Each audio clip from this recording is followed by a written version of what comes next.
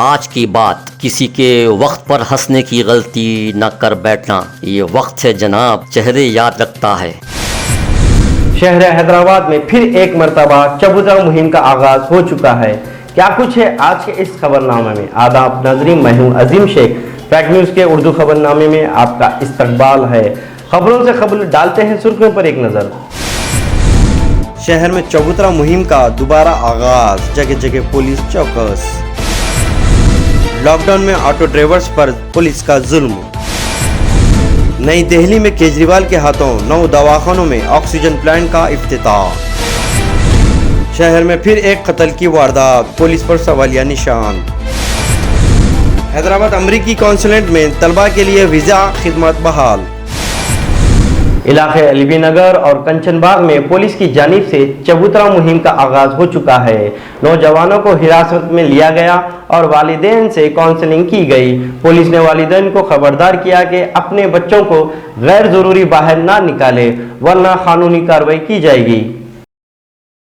Rachakonda police commissioner Mahesh भगवत की हिदायत पर एलबी नगर पुलिस ने चबूतरा मुहिम शुरू करते हुए एलबी नगर पुलिस स्टेशन हुदूद के नांगोल इलाके के कॉलोनी में ऑपरेशन चबूतरा मुहिम का आगाज किया। नौजवान जो रात देर गए सड़कों और गली कुचों में गैर जरूरी फिरते हैं, पुलिस की हुक्म की खिलाफ वर्जी करते नजर आ रहे हैं। काउंसलिंग करते हुए इनके वालिदैन को भी तलब किया गया और बच्चों पर नजर रखने की अपील की। इसी तरह दूसरी मुहिम चंचलगुड़ा कत्ल वाक़े के पेश नजर south zone police DCP Gajrarao Bhopal ने कर्रा कंचनबाग इलाके में चबूतरा मुहिम शुरू करते हुए कई नौजवानों को हिरासत में लेकर फलक फंक्शन हॉल में माँ बाप के साथ काउंसलिंग की और पुलिस ने वालिदैन और सरपरस्तों से अपील की कि वो अपने बच्चों पर नजर रखें और रात देर गए घरों से बाहर न जाने दें। मुसलसिल शहर में कत्ल खून का बाजार गर्म है और पुलिस के पास कोई ठोस रद्द अमल जाहिर न हो सका और हुकूमत के पास भी आज तक इसका कोई लाहे अमल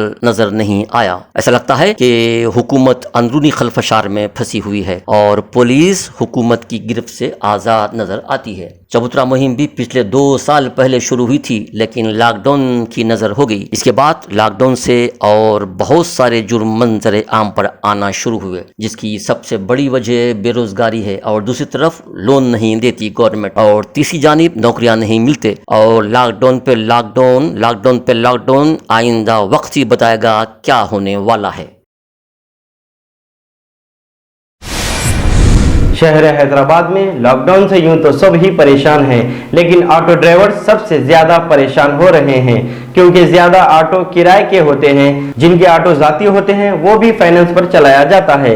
इसके बावजूद हुकूमत की जानिब से इन्हें किसी किस्म की इमदाद नहीं मिलती और ना ही इनका माहाना किस्त माफ कर दिया जा रहा है। दूसरी जानिब पुलिस का जुल्म खासकर ऑटो वालों पर हम सब जानते हैं। ये बात एमबीटी के तर्जुमान अमजदुल्ला खान खालिद ने कही और इन्होंने कहा कि यही फुर्ती अगर फाइनेंसर को रोकने की तरफ हो तो हमारे माशरे में दूसरे तमाम बुराइयां भी किसी हद तक कम होंगी। हैदराबाद शहर में लॉकडाउन के सबसे ज़्यादा अगर मुतासिर हैं तो मैं समझता हूं कि जो ऑटो ड्राइवर्स है ये लोग सबसे ज़्यादा मुतासिर है और पिछले 2 साल से ये लॉकडाउन और कोविड की तरफ से ऑटो कम्युनिटी बहुत परेशान है। यकीनन इस्लाम में जो है सूद लेना और सूद देना हराम है, लेकिन नादानी के तौर पर बोलिए या कुछ और तौर पर कई लोग जो है ऑटोस को फाइनेंस पे उठाया गया है। तो माहाना जो है तकरीबन 4,000 से 6,000 एक महीने का उनका फाइनेंस होता है। यहाँ पर यह हो रहा है कि लास्ट लॉकडाउन मुसलसिल 4 महीने चला और ये लॉकडाउन 3 महीने चला। तो कई ऑटो वाले जो पाबंदी से पैसे बनते थे, फाइनेंसर्स को पैसे जो ईएमआईज बनते थे, वो लोग जो है लास्ट 3-4 महीने डिफ़ॉल्ट में आ गए वो लोग और अभी भी डिफ़ॉल्ट में आ गए। तो कुछ दिन से मुसलसिल शहर में जो है एक प्राइवेट आर्मी चल रही है। जो फाइनेंसर्स है वो लोग जो है रिकवरी एजेंट के नाम पे गुंडों को हायर किए हुए हैं और हर ऑटो स्टैंड पर सैदाबाद से लेकर आप फिसलबंडा, बाबा नगर, चंद्रायन गुट्टा, गाजी मिल्लत colony, Falaknuma bus stop, Aliabad, चादर घाट, यानी पूरे शहर में हैदराबाद में ज़्यादा जुल्म हो रहा, साइबराबाद में और रच्चाकुंडे में भी शिकायत आ रही हैं। तो ये फाइनेंसर्स क्या कर रहे हैं, अगर उन्हें एक इंस्टॉलमेंट बाकी है, उन्हें 2 इंस्टॉलमेंट बाकी है, तो उसका ऑटो सीज कर ले रहे हैं। इमीडिएट जो सीज़र रहता उन्हें 1000 रुपये ले रहा उसकी फ़ीस, सीज करने की फ़ीस। और 1 मंथली अगर आप नहीं दिए हैं, सेकंड मंथ में आप जाके 2 महीने का दे रहे हैं, तो फाइनेंसर उसके 500 रुपये अलग ले रहा उन्हें। कौमी दारुल हुकूमत नई दिल्ली के चीफ मिनिस्टर अरविंद केजरीवाल ने 9 दवाखानों में ऑक्सीजन प्लांट के इफ्तिताह के मौके पर कहा कि तीसरी लहर का आना हकीकी है, इसके लिए हमें तैयार रहना होगा। इसका बड़ा संघर्ष और बड़े अनुशासन के साथ सब लोगों ने मिलके, दिल्ली के 2 करोड़ लोगों ने मिलके इसका सामना किया और इस पे काबू पाने में हम लोग सफल रहे। पीक केसेस, डेली केसेस लगभग 4500 के करीब थे। जो दूसरी वेव सितंबर में आई थी पिछले साल, उसमें लगभग 6000 के करीब केस थे। जो तीसरी वेव आई थी उसमें 8500 डेली पीक थी, और ये जो चौथी वेव आई थी इसमें 8500 से एकदम से 28000 केसेस डेली आ रहे थे। और केवल नंबर ऑफ केसेस नहीं बढ़े, बल्कि उसकी इंटेंसिटी भी बहुत ज्यादा सीवियर थी। बहुत इस बार जो लोग बीमार पड़ रहे थे, बहुत ज्यादा बीमार पड़ रहे थे, और इस बार हमने कई सारे लोगों को खोया। बहुत ज्यादा दिक्कत आई हमें। तो अब अपने को तैयारी करनी है, हाथ पे हाथ रख के नहीं बैठ सकते। तीसरी वेव आने के चांसेस काफी रियल हैं। जब तीसरी वेव आएगी तो हम ये नहीं कह सकते कि हम बीच में हमने कुछ नहीं किया। तो आपकी सरकार इस वक्त युद्ध स्तर के ऊपर काम कर रही है। नल्लाकुंडे में फीवर हॉस्पिटल के करीब आरटीसी बस का ब्रेक फेल होने के सबब ड्राइवर ने बस को रोड डिवाइडर पर चढ़ा दिया। कोई जानी या माली नुकसान की इत्तला नहीं है। तेलंगाना में मानसून सरगर्म, बारिश की पेश कियासियां। आइंदा 5 दिनों में तेलंगाना के मुख्तलिफ मुकामात पर गरज और चमक के साथ बारिश की पेश कियासियां की गई हैं और तेज हवाएं चलने का इम्कान भी है। इस सिलसिले में कामारेड्डी, निजामाबाद, संगारेड्डी, सिद्दीपेट और जंगों में बाज़ जगह शदीद बारिश रिकॉर्ड की गई। वक्त हो चुका है एक छोटे से वक्फे का। वक्फे के बाद दोबारा हम हाजिर होंगे। देखते रहिए उर्दू खबरनामा। हैदराबाद और सिकंदराबाद में इंटरनेट इस्तेमाल करने वालों के लिए खुशखबरी। Country online internet service. जी हाँ, नए ऑफर्स के साथ तेज रफ्तार और बहुत कम दाम पर कोई सिक्योरिटी डिपॉजिट नहीं। Country online services. ब्रेक के बाद दोबारा आपका खैर मकदम है। नाजरीन, हमारे YouTube चैनल को सब्सक्राइब कीजिए, लाइक करिए, शेयर करिए और हाँ, बेल आइकन बटन को दबाना ना भूलें। मुस्लिम शब्बान के मुश्ताक मलिक की सेक्रेट मसाजिद को लेकर हुकूमत को 8 जुलाई तक की मोहलत दी है, जबकि आज के अखबारात में हुकूमत खुद इसका इजहार कर दी, जो सब नाजरीन जानते हैं। लेकिन हुकूमत की बार बार यकीन दहानी से हुकूमत का विखार पहले ही मुतासिर हो चुका है और मुस्लिम माशरे का सबर का पैमाना लबरेज हो चुका है। तो 1 साल मसाजिद की शहादत पर होता है। रमजान भी गुजर चुका है, शव्वाल भी जा चुका है। एक बात बहुत वाज़ेह कह रहा हूं, आज 10 जून है, आज 11 जून है, जुलाई तक का टाइम दे रहा हूं। 8 जुलाई से पहले संगे बुनियाद हुकूमत रख दे। मेरी बात गौर से सुन लें कि आज 11 जून है और समझिए 8 जुलाई तक हुकूमत ये संगे बुनियाद रख दे और नमाज की वहां पर इजाजत दे दे।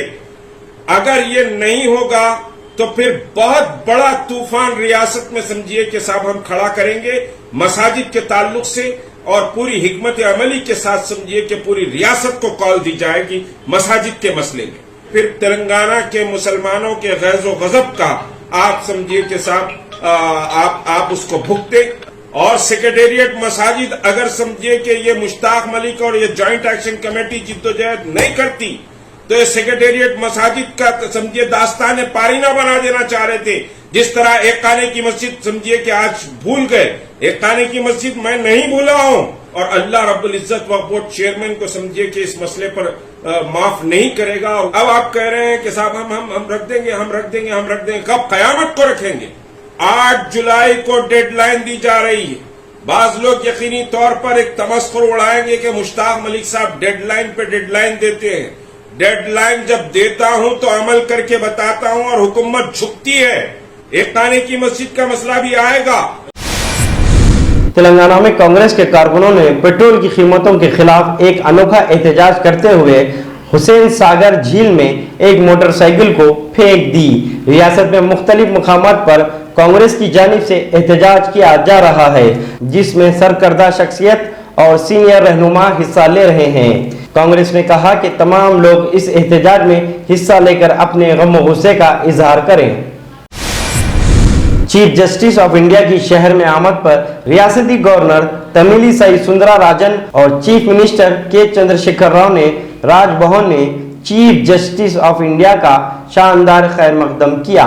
चीफ जस्टिस बनने के बाद जस्टिस रमन्ना का ये पहला दौरा हैदराबाद है। शहर हैदराबाद में एक और कत्ल की वारदात का शालीबंडे के इलाके आशा टाकीज में जेरे तामीर इमारत के तीसरी मंजिल पर एक पार्टी के दौरान पेश आया, जहां पर बहादुरपुरा के रहने वाले 26 साल नौजवान पर महलूक हथियारों से एक ग्रुप ने हमला करते हुए कत्ल कर दिया गया। ईस्ट और साउथ जोन टास्क फोर्स की मुश्तरका कार्रवाई के जरिए एक इत्तला पर धावा करते हुए 30 लाख रुपए का गुटखा और तंबाकू की भारी मकदार को जब्त किया। इसके बाद मुतल्लका पुलिस के हवाले कर दिया। ये बात city commissioner police Anjani Kumar ने प्रेस कॉन्फ्रेंस के दरमियान बताई। Hyderabad city police task force के तरफ से अब तक का सबसे बड़ा गुटखा सीजर, 1 करोड़ रुपए से ज्यादा का गुटखा तंबाकू का सीजर हुआ, जिसमें कि हमारे ओएसडी राधाकृष्णन साहब और एडिशनल डीसीपी टास्क फोर्स चक्रवर्ती साहब के नेतृत्व में मल्टीपल ऑपरेशंस हुआ और जिसमें ये 1 करोड़ से ज्यादा गुटखा का सीजर हुआ।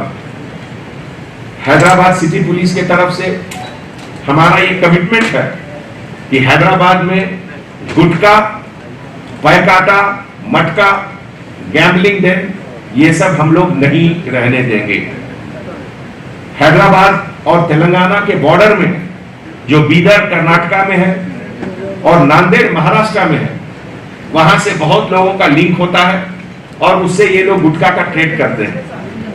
आज जो ये ऑपरेशन में आपके जाहिद कुरैशी अमेरिका की तारीख में पहले मुस्लिम अमेरिकन जज बन गए हैं। वो district court of new Jersey के जिला जज होंगे। इस्लाम अमेरिका में तीसरा बड़ा मजहब है।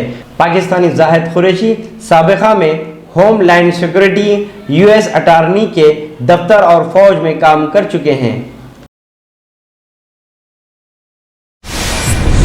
हैदराबाद में अमेरिकी कॉन्सुलेट में स्टूडेंट वीजा खिदमात को जुमे से बहाल करने के अहकाम जारी कर दिए हैं। कॉन्सुलेट जनरल ट्वीट करते हुए कहा कि तलबा बरदरी से अपील की है कि अमेरिकी कॉन्सुलेट के वेबसाइट और सोशल मीडिया के सफाहत पर नजर रखें ताकि ताज़ा ऐप के बारे में मालूमात हासिल हो सके।